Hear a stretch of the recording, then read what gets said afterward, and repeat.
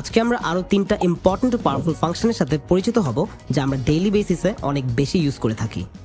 আজকে আমরা শিখব অ্যাভারেজ, ম্যাক্স ও মিন ফাংশনস। প্রথমেই আমরা আমাদের সামনে দেখতে পাচ্ছি লাস্ট ভিডিওর সেলস ম্যানেজারগুলোর পুরো 2019 সালের সব সেলস ফিগার্স। এখানে আছে 10 জন সেলস ম্যানেজার, আমরা চাইলেই কিছু ক্যালকুলেশন করে ওদের ব্যাপারে আরো ভালো ইনসাইটস পেতে পারি।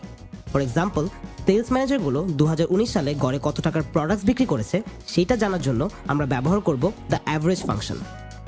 এই সেলটা ক্লিক করে আমি একটা ইকুয়ালস টু সাইন দিয়ে নিলাম, এরপর টাইপ করব অ্যাভারেজ। পুরোটা লিখতে না লিখতেই নিচে কিছু সাজেশনস চলে এসেছে। এবার জাস্ট অ্যাভারেজ লেখা ফাংশনটা সিলেক্ট করব ট্যাব বাটনটা প্রেস করে। এইবার আমাদের নির্ধারণ করতে হবে কোন ডেটাগুলোর অ্যাভারেজ বা গড়টা আমরা বের করতে চাচ্ছি।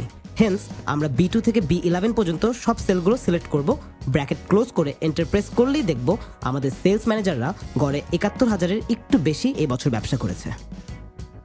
এবার আমরা যদি জানতে চাই কোন সেলস ম্যানেজার সবচেয়ে বেশি সেল করেছে বা বেস্ট পারফর্ম করেছে, আমরা ইউজ করব দ্য ম্যাক্স ফাংশন। ম্যাক্স মানে ম্যাক্সিমাম বা সর্বোচ্চ।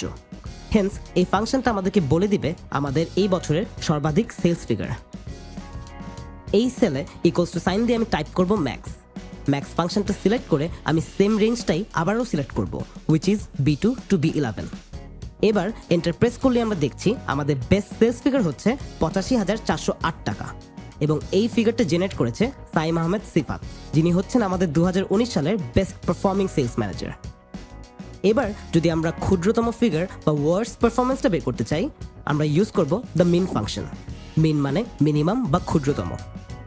জাস্ট আগের প্রসেসটাই ফলো করব অ্যান্ড টাইপ করব মিন, এবং রেঞ্জ নির্ধারণ করে এন্টার চাপলেই দেখো আমরা পাচ্ছি ৩৯,০০০-এর একটা ফিগার, যা হলো 2019 সালের ওয়ার্স্ট পারফরমেন্স।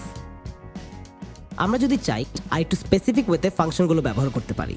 ফর এক্সাম্পল, আমি যদি আহমেদ জুবায়ের, কিদওয়া আরিফ ও শাইখ জাওয়াদের মধ্যে কে বেস্ট পারফর্ম করেছে সেটা জানতে চাই, আমরা সিম্পলি ডাবল ক্লিক করবো এক্সিস্টিং ফাংশনটাতে।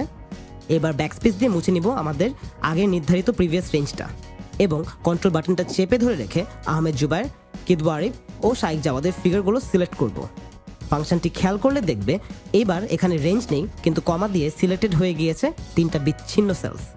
হেন্স ব্র্যাকেট ক্লোজ করে এন্টার প্রেস করলেই দেখছি এই তিনজনের মধ্যে বেস্ট পারফর্মার হচ্ছে কিদওয়া আরিফ। এই স্পেসিফিক ওয়েটা আমরা চাইলেই অ্যাভারেজ বা মিনিমাম ফাংশনের ক্ষেত্রেও ব্যবহার করতে পারি, অ্যান্ড প্রসেসটা হলো এক্স্যাক্টলি দ্য সেম।